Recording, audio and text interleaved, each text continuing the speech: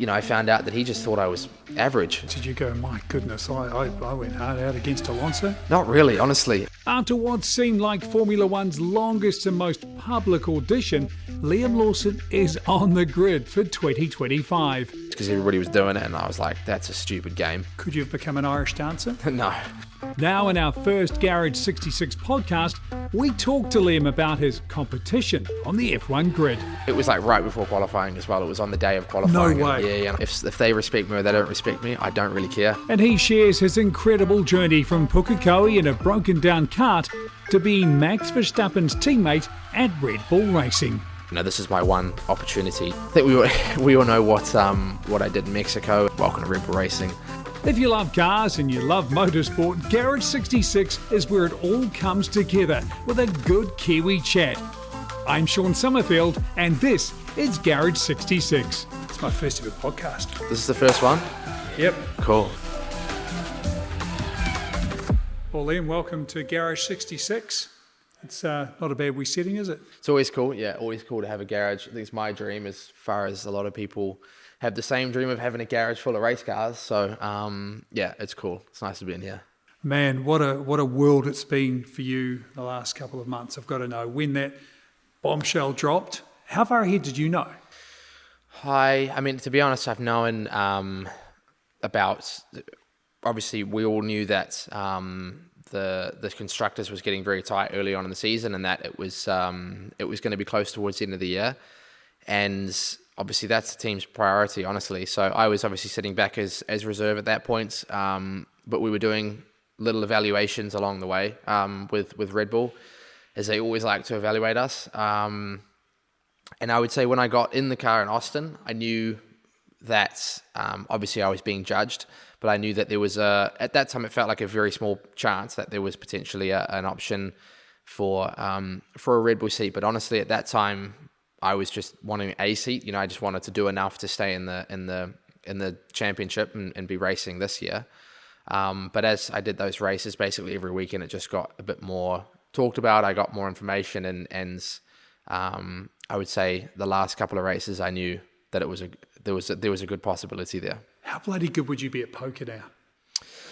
I know, honestly, that's something that you don't really. Because you're a smiley guy. I know, and you get like, as drivers, we do all this preparation and training and to be the best driver possible. You don't really think about the media side and that side of it as a driver. But you're doing 50 odd interviews over a race weekend, and you ask the same question. And for me, I was asked the same question so many times, and I feel like I answered in a truthful way because I didn't know, what was going to happen, as much as I knew that there was a chance that there was a seat. But I really did only get told after the race weekend in Abu Dhabi. Why do you think you got the seat? I think, I would like to say it's because they, obviously Red Bull believe in me, but I think it's a number of things. And,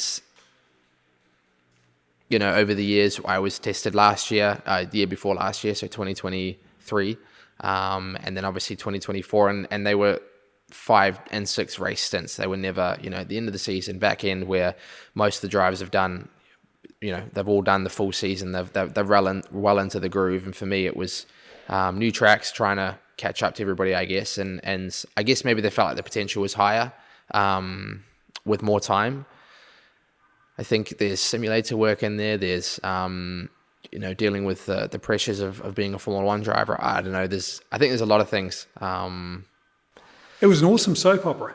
Yep. It was like, I guess, watching, I suppose, some weird X Factor sort of thing, and all the speculation of would they go for this, the big backing someone like Perez has got, Yuki's got the Honda, all the stuff people are thinking about, the future of the team and power units, all these things going on. And there was a lot of energy. It seemed like we probably saw more of it in New Zealand, but it's probably half of the talk was about, because it was really the only big seat left. What was it like being in the middle of that? It was tricky, honestly, because I knew what was going on, and I knew that the thing is in Formula One, it changes every weekend. If I believed everything I got told, or if everything I got told over a season actually happened, it would be an entirely different grid. It would be an entirely different team than what it is right now. But things change every weekend. And so I knew what was going on. I tried to obviously block it out. But I also knew that all I brought to the table was me.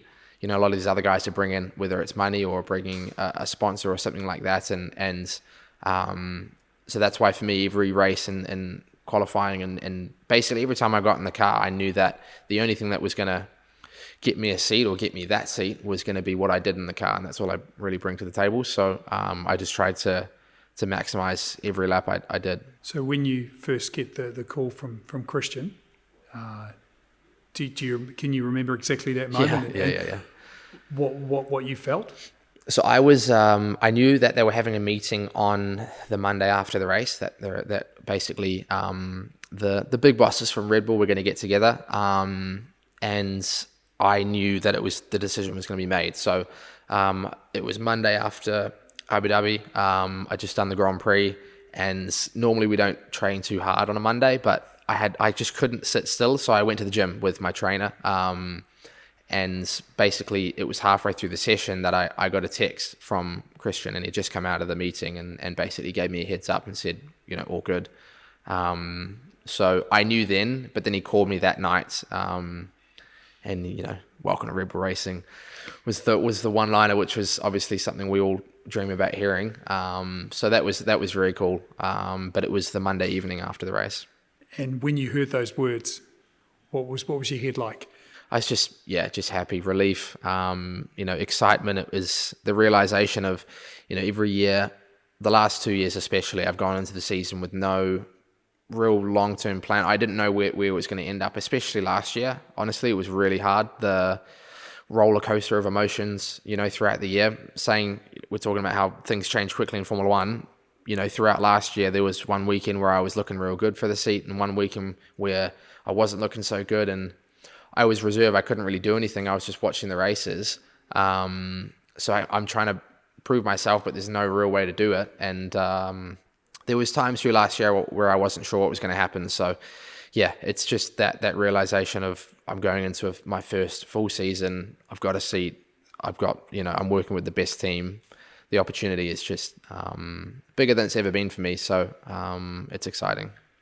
No, I know that when you rang your dad, when you found out, it took a while, then he sort of broke down. Yeah. What was it like? You've been back home over Christmas. What was the reaction like when you actually saw your parents?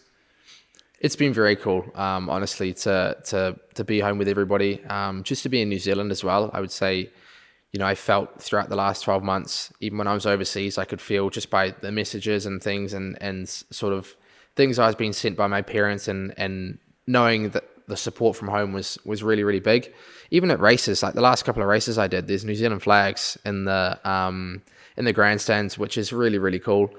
So to come home, to see everybody, it's been really, really cool. And I would say everybody's been very, very supportive, and I can feel the excitement as well. Like everybody's just really excited. Contrast that with some of the reaction that you had over different times, from whether it was a Yuki fan or a Perez fan or whatever. Some of especially when you raced hard against Perez, there's some pretty aggressive social media.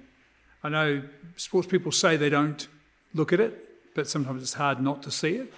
How did you find that, and what was that like for you?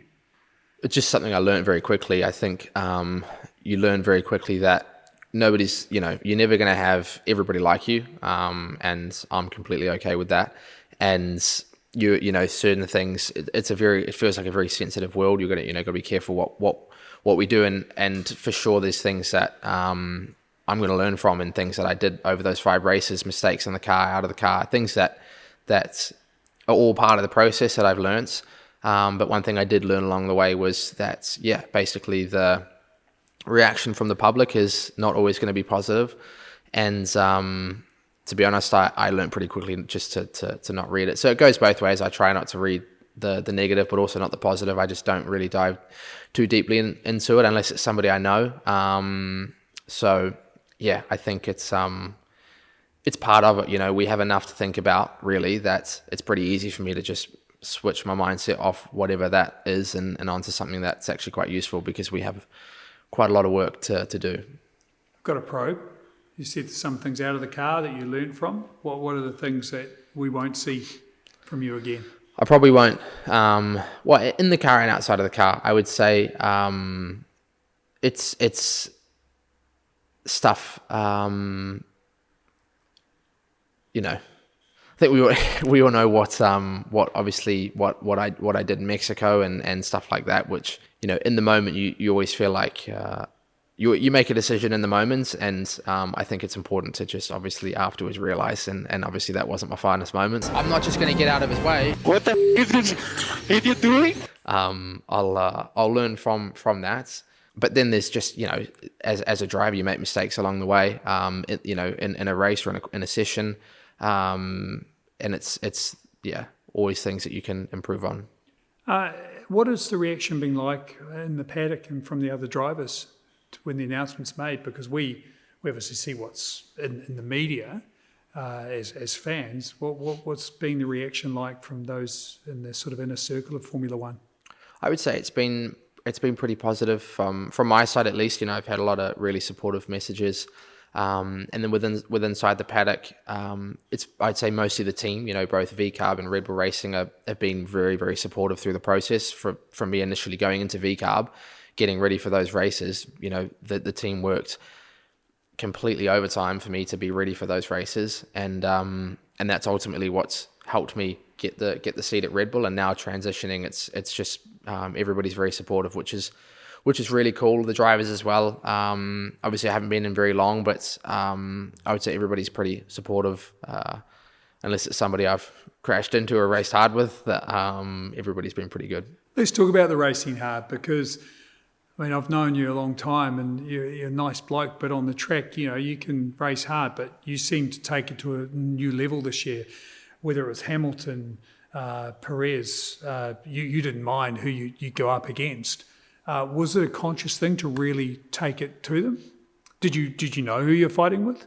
Yes, but I would say, honestly, I didn't race anybody in a specific way because of who they were. Like, I raced everybody the same. I didn't expect I guess it felt like, we almost were expected to race certain drivers differently, or that, I don't know. For me, I just raced everybody the same, and I didn't think anything else of it. And for me, I feel like I've raced how I always have.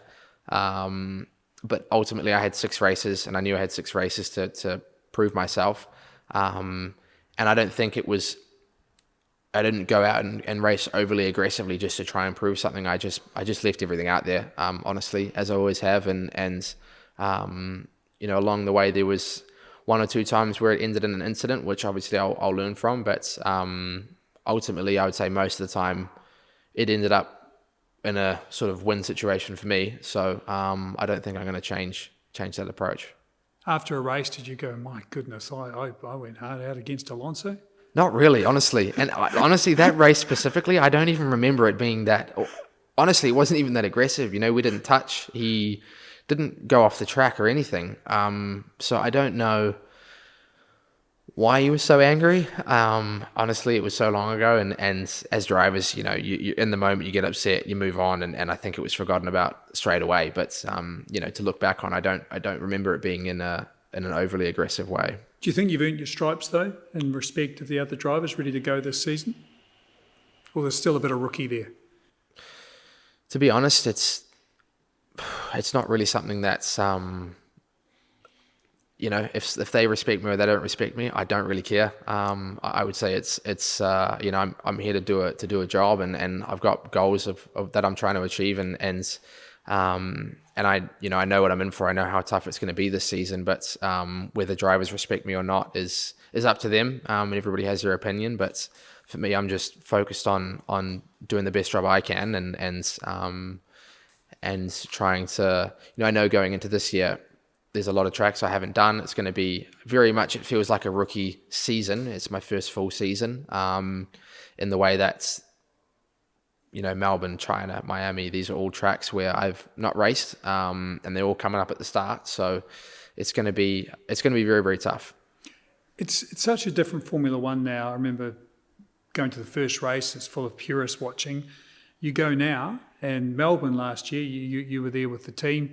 The drivers arrived to screaming 13 and 14-year-old girls. It's like the Beatles arriving at the track, and that's the drive to survive phenomenon. You've come in at an interesting time in Formula One. Do you think it's made it harder for you that there's so much more attention, or is that just your generation? I think it's definitely different, and it's something that, as you said, has come from Drive to Survive, and it's come in the last 5 years, and especially now, more than ever. It doesn't change so much the approach to a race weekend and to how we drive and to how we prepare and things like that, but it definitely changes, I would say, what happens outside of the car and the way that social media maybe perceives us as drivers. It puts us in a slightly different light than maybe 10, 20 years ago.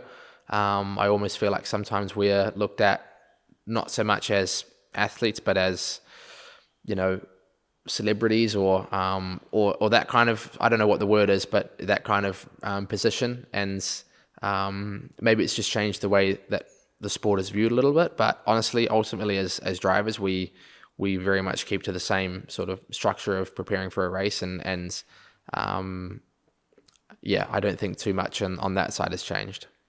I was just thinking, I said before, a bit of a fairy tale that you had when you came in at Zandvoort and then the race at Singapore, just amazing. And if I had to contrast, this year was probably a bit more like Hunger Games in some ways, sort of what you had to go through. If we talked at 17 and you imagine what Formula One was going to be like, how different is the reality for you? I would say it's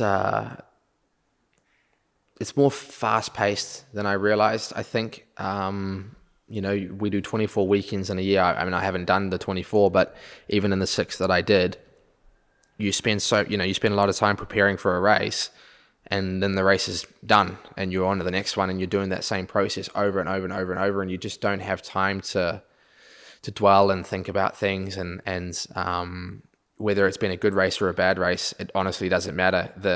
What's important is how you switch to the next one and just extract everything out of every session, and it's just fast paced. I think the rest of it, is more or less expected, and I knew how the sport was coming in because I've been more or less around it in the last 5 years, so I knew that there was going to be a lot of eyes, a lot of media, a lot of sort of pressure and attention on us. But then, there's just working with the team, which is another thing, working with a team that is so much bigger than any other championship that I've raced in, and realistically that exists in the world. It's a couple of thousand people working to make 2 cars go as fast as they can. It's quite crazy. I want you, if you can, take us back to 23, Singapore. You've had that amazing qualifying, beyond what anyone expected. 15 seconds from lights out, you're about to race in the humidity with the walls, your folks are there. What's going through your head as you get ready to start a race like that? I would say that weekend was really tough in its own sort of way. I'd been told on the Saturday, so I'd been told right before the weekend, right before the qualifying session, that I wasn't going to be a full-time driver the next year. And that was something that was quite tough to think about, especially it was like right before qualifying as well. It was on the day of qualifying. No way. And I got told. And, ultimately I knew going into those races it was an opportunity. I knew that I was only there because Daniel had broken his wrist. But I also was like, this is my one opportunity to show, what I'm like in a Formula One car and ultimately have a seat in the future. So that's what I was focused on, and I got the news in Singapore right before qualifying, you're not going to be a full-time driver. And did that make you quicker? I think it made me, I don't know, it made me do something because it was obviously a good weekend, but it put a shadow over everything, honestly, that wasn't so nice because, my parents were there, everybody was there, and the media had no idea. So I'd just gone and made my first Q3. I then went on to score points in the race, and it was awesome, but I knew in the back of my mind, it almost felt like it didn't matter. and it made, the team was so happy, and everybody in the paddock is like, oh, you're gonna be, a lot of the interviews were, this surely puts you in a good step for a full-time seat, and I had to lie and say, I hope so, that's great, but I knew in the back of my mind I wasn't getting it. How many in the team knew that you weren't getting it at that stage? My engineer, I told, but it wasn't public. So honestly, it was my parents, my engineer, the team, the team principals. But that was it. It seems at this level the highs are phenomenal, and it's like a bubble though that can be burst in a moment. So how did you pick yourself up after that? It's part of what I learned going in is how fast paced it is, and I knew, look, I got, at that point I knew I had Japan coming up. I didn't know about Qatar, but I knew that I got 1, maybe 2 races left, that I just need to do the best job I can. It's my only shot in Formula One. I think maybe also I enjoyed it a little bit more. Maybe it took a little bit of the unknown away, because I knew, hey, now it's not going to happen. That maybe I could just enjoy it a little bit more. Japan for me was actually almost a better weekend in terms of, I feel like the race was maybe even better from my side, even though we didn't score points. But yeah, it was just something that I had to get over pretty quickly and realize, hey, I got 1 or 2 more to make the most of. I'll talk about Japan, because it was a good race with Yuki. First time we saw you on Drive to Survive, you were hanging out with him. Sweet as. Yeah, sweet as. Like perfect. Like good. Sweet as. Are you guys mates, can I ask? Yeah, I mean, for sure, outside of the car, he's somebody I've known for a long time now, since we were both in our first year as junior drivers. It was both of our first years in 2019, and he's a really good guy, and I have a great relationship with him. So, but ultimately, your competitors, especially in the last couple of races this year, we're fighting for, what we've, potentially the same seed and ultimately our careers. So it's tough to keep that kind of relationship, or at least I find it difficult to do that even with most drivers, because you're at the end of the day, you're racing for your career, especially when you're early on. For me, maybe it's different. I can't speak for the guys who have been in Formula One, for 5, 6, 7 years. But when you're coming in and you're trying to prove yourself, every single position and piece of lap time makes a difference. And as long as you're not crashing into people, maybe you can be mates with them. But it's a tricky balance. So I'd say we have a good relationship, but obviously we're competitors as well. I'm absolutely knackered. So tired. Yeah, well done. Nice. Tired. Like proper Kiwi, yeah, tired. Good. Who's your best mate on the grid? Honestly, I'd say Yuki I have a very good relationship with. Daniel, I had a really good relationship as well before he stepped back, and Alex, I have history with in DTM. So and then Oscar as well. I raced. He's a really genuine guy, and I raced him closely in F3 and F2. So it's cool. There's guys that I've raced with in the past that I'm racing with again. There's obviously new guys I'm racing with, and guys that I used to look up to that I'm racing with as well. So it's cool. Not going to pick on the fact that you used to look up to, but I know what you mean. You're now racing against. I want to touch on something then, because you talk about, I guess, that you do wear your heart on your sleeve a bit. You're passionate about what you do. I remember a few years back, you were back for a break to Europe and Hampton Downs, and we put you in a Lamborghini out on the track and then on the skid pan, and you were just fizzing about doing it. Now, a lot of race drivers go, oh yeah, it's not a race car. It's not. You were actually genuinely excited. You've driven faster cars. Have you still got some of that in you? I think for sure, I'm a car person, and I have been since, not just a car person, but mainly a car person since I was born, since I was a kid. It's what drove me to watching the racing and being a fan of the sport, and what's got me into go-kart racing and put me on this path. And I'll always be a car person. So sitting in a garage like this around race cars and really cool cars, it's my dream to have something like this one day. So I think, that's not so much ever going to change. I think with some drivers, maybe their passion is just racing specific, and and racing cars. But for me, it's also, road car thing, even with personal cars in my life that I have and modifying things like that. It's just a passion that I have that maybe I have more than other people. Let's talk about the go-kart thing. Obviously, everyone's parents probably hopes they've discovered the next Ayrton Senna when they get in the go-kart. Yeah. But how did the go-kart thing happen? We know about the pathway. We know you struggle with machinery and got it right. But how did the go-kart thing actually happen? So I was in preschool, I was really young, and my I watched motorsport. Like my dad was watching supercars, he was watching F1, and but we were very close family friends with a family that had a son that was the same age as me.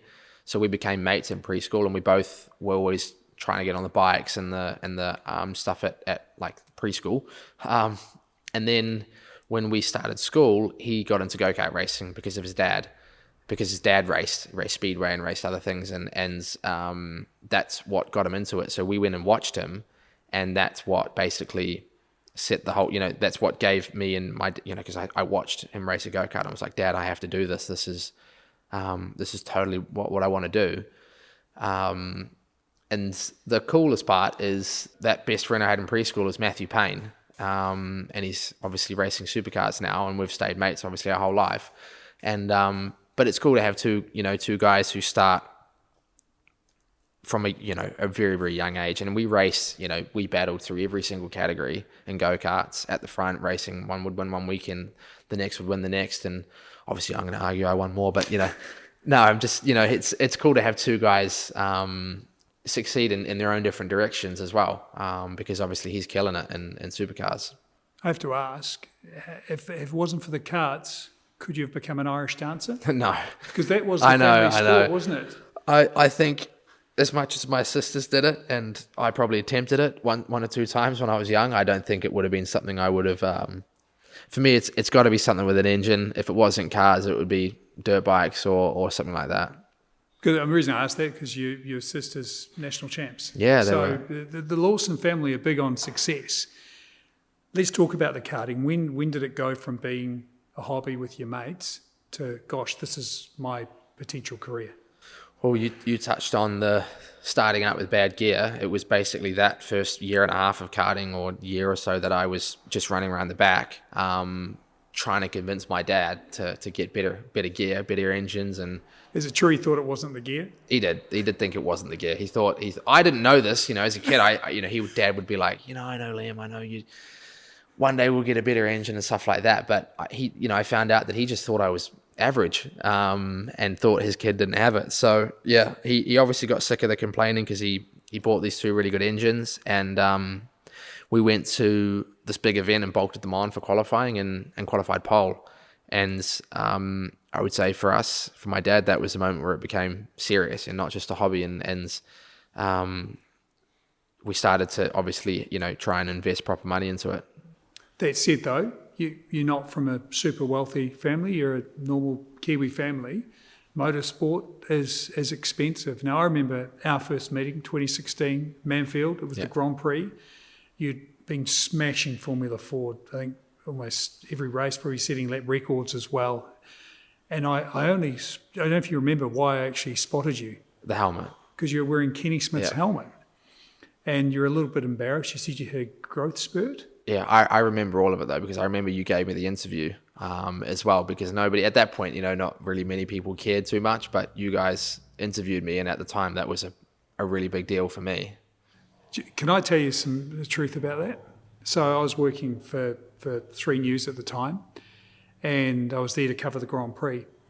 And I called up the producer and said, "Hey, I've just talked to this kid, Liam Lawson. He's a bit of a freak in Formula Ford. You got to trust me. I did the first story on Shane Van Gisbergen. I know when someone's quick. Trust me. No, you're there for the Grand Prix. We don't want it." I said, "But it's really cool. I mean, the kid's had a growth spurt. His helmet didn't fit him. He's borrowed Kenny Smith's helmet. This is amazing, And so anyway, they said, "No, we don't want it in the story." And I'm thinking, man, and you're a nice young kid. And I thought, what do I do? So I waited until I put it in the story, put the story together, and we didn't send the story back to Auckland until 6:30, so they didn't have time to see it. So you only made it on the news because I broke the rules. It was really cool. And that was how it happened. And I got my hand smacked the next day. Yeah. But I talked to the producer a while ago and I said, "Do you remember telling me you didn't want that story?" Oh, look at him Yeah, now. exactly. I would love to know who that producer was, because honestly, as well, at the time, I remember that story was a big story, because I remember the amount of people that even still talk about, oh, you used to use Kenny's helmet, and it was that story that gave that exposure. So I thought the funny thing was he didn't give you his helmet; he only loaned it to you. he loaned it to me. How Yeah. Kenny is I don't that? have that now. Trust me, he's got that at his workshop. But I saw him yesterday, 2 days ago, for the first time in a while, which was cool. Still racing. I think he always will be. So. And that's the thing. If you're watching, listening now, Kenny Smith, he's won the New Zealand Grand Prix 3 times. He's pretty much the oldest open wheel racer in the world. He's into his 80s. He's phenomenal. He's phenomenal. Yeah. And he was a huge fan of yours. So were a lot of people. But that said, you were again in no man's land when you went into the Toyota Racing Series. You'd gone away overseas, tried to do it.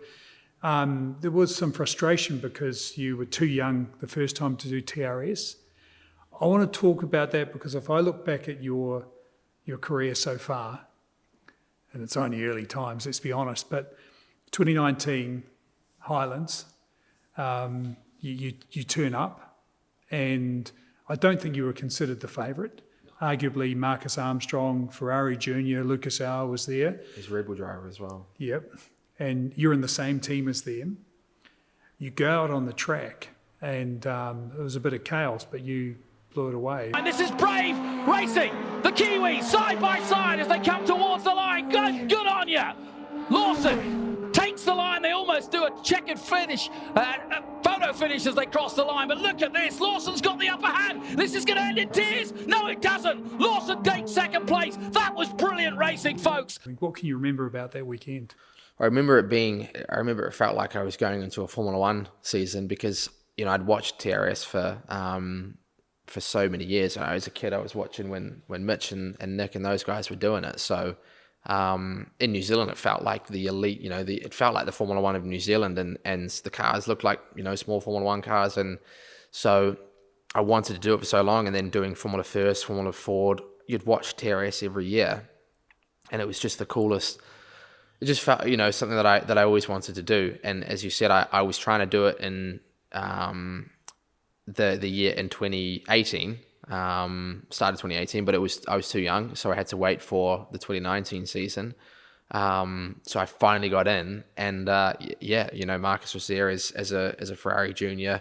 Lucas, I was obsessed. Red Bull since I was young has been something, especially when that first year I went to Europe and saw the Red Bull Juniors, and I just thought that was the coolest thing. And he was my teammate, so I remember seeing his Red Bull helmet when I first walked in on the shelf and just being like, oh, Red Bull driver. But I don't remember feeling massive pressure. I just remember going in and just being excited to be a part of it. I don't think I expected too much. I just went in there and was like, this is so cool. And felt really comfortable. And that weekend ultimately kickstarted the rest of my career, because we had a Red Bull contract after the overtake. Yeah, tell us about that. Well, it was a damp race. It was the third race of the weekend, and it was the Dorothy Smith Memorial Race. So, Kenny came to me before the race, and obviously I already had the relationship with Kenny, but he said, I really want you to win this one. And I was starting third, or I think I was third for the start of the race, and it was a wet start, and I knew it was going to be difficult. And but it was an important race for me just because of Kenny. And as the race went on, the track was starting to dry, and there was little dry patches that were gaining bits of grip, and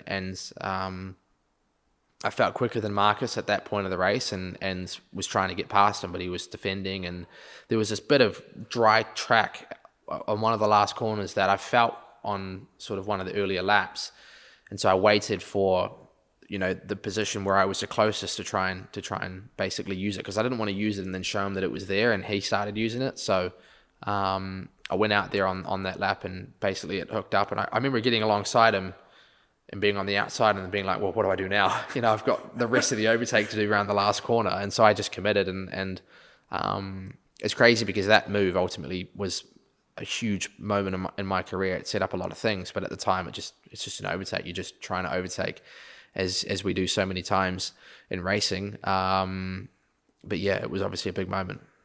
Because Dr. Marco, Red Bull's talent genius, was watching because Lucas was racing. Yeah, and that overtake changed everything for you. Exactly. I mean, not many people can probably pick a moment that was that pivotal, but there was that bit of dry track. That bit of dry track, and to be in New Zealand as well, in a championship that has done so well for so many drivers, not just me, but others, obviously, Mitch's car up there. It's so cool that we have a series with that level in New Zealand that's kickstarting careers. You mentioned Mitch. The battle between him and Earl Bamber was amazing a few years before.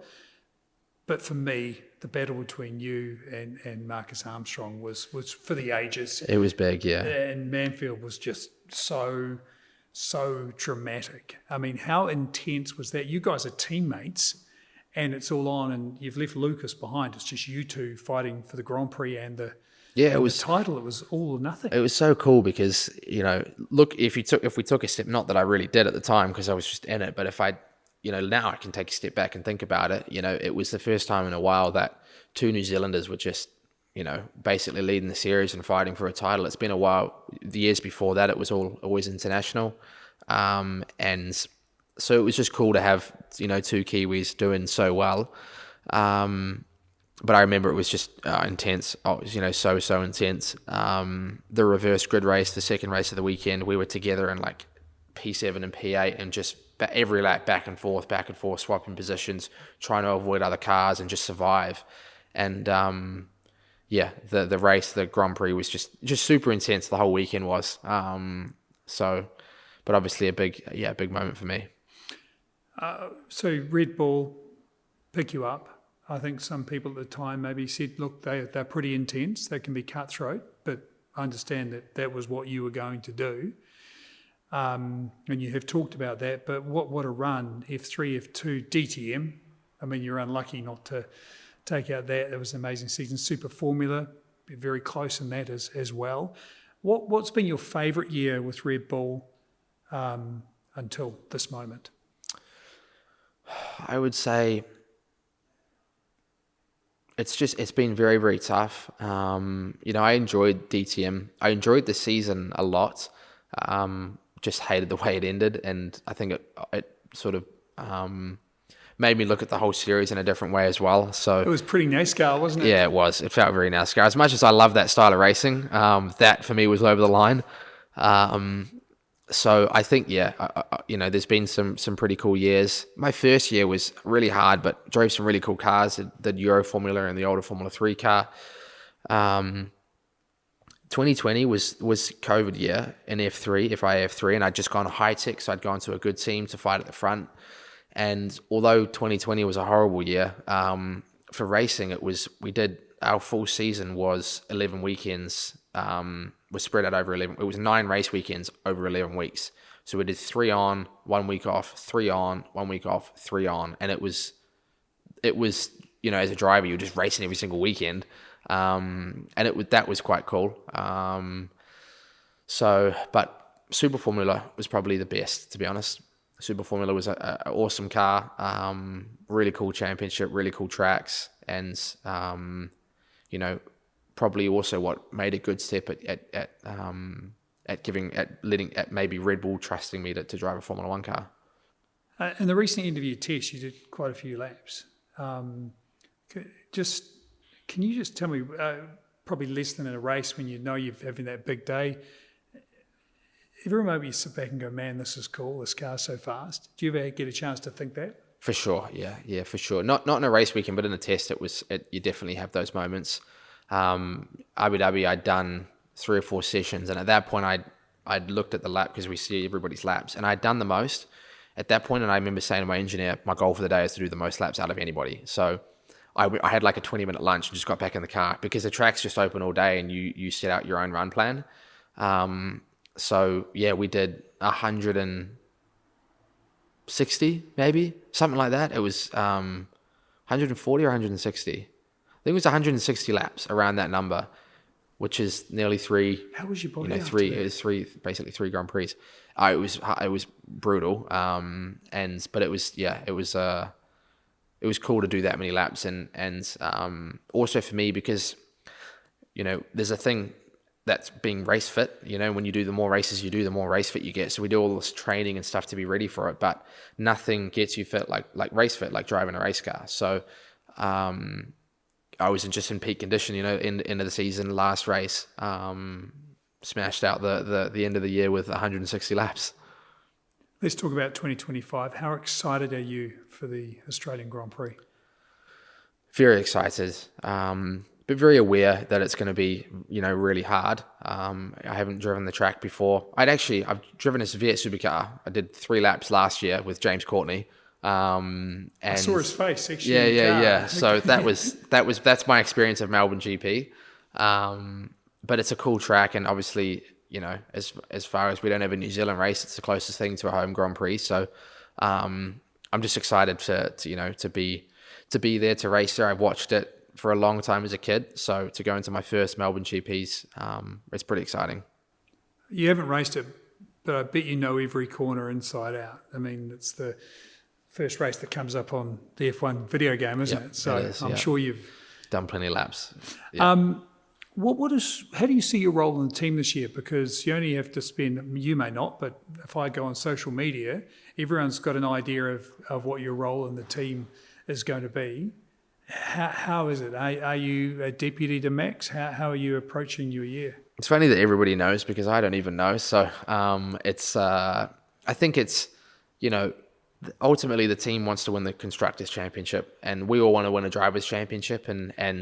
But for me, I got to be realistic and know that, Melbourne, China, Miami, these especially the start of the season is going to be a big step for me. And in a new team, a new car that I've not been very familiar with. So it's going to be a big step for me. And being realistic, I know that I'm not expecting to just go in there and start winning races and things like that. So for me, it's focusing on just doing the best job I can and supporting the team in the best job that they need me to. But at the same time, it's just driving the car as fast as I can, learning from the team, learning from Max. And that's what's going to develop me the quickest as a driver and make me a better driver in the future.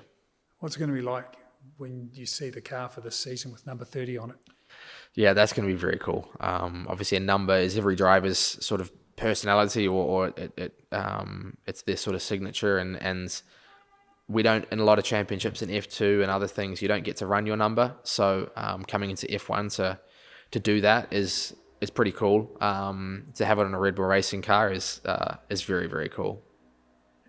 Look, this sort of seems surreal, even hearing the tone of your voice, but I'm sure you visualised things. Have you visualised the New Zealand flag on the F1 podium? Have you visualised the anthem at all? Oh, yeah, of course. Yeah? Yeah, but I've done that since I was, 6-7 years old and watching Formula One. So, obviously my goal is to win. We're all here for one reason, and that's to win. And that's my goal in Formula One is to win world championships, and I want to do that as quickly as possible. But, as I said, knowing the sort of season I'm stepping into and knowing how tough it's going to be, I know that there's going to be a lot of work to ever get to that point. And I need to make the most of having Max and having the team that I'm in and try and progress as quickly as I can. How bloody good is this? It's pretty cool. It is pretty cool. Got 5 questions before we drop the checkered flag. Quick fire ones, or? Yep. See how we go. All right. No race duties for a weekend. Where in the world would you like to be? New Zealand. Anywhere specific? I've just taken up golf. So, as in, I steered clear of it for years because everybody was doing it, and I was like, that's a stupid game. And now I'm just totally obsessed with it.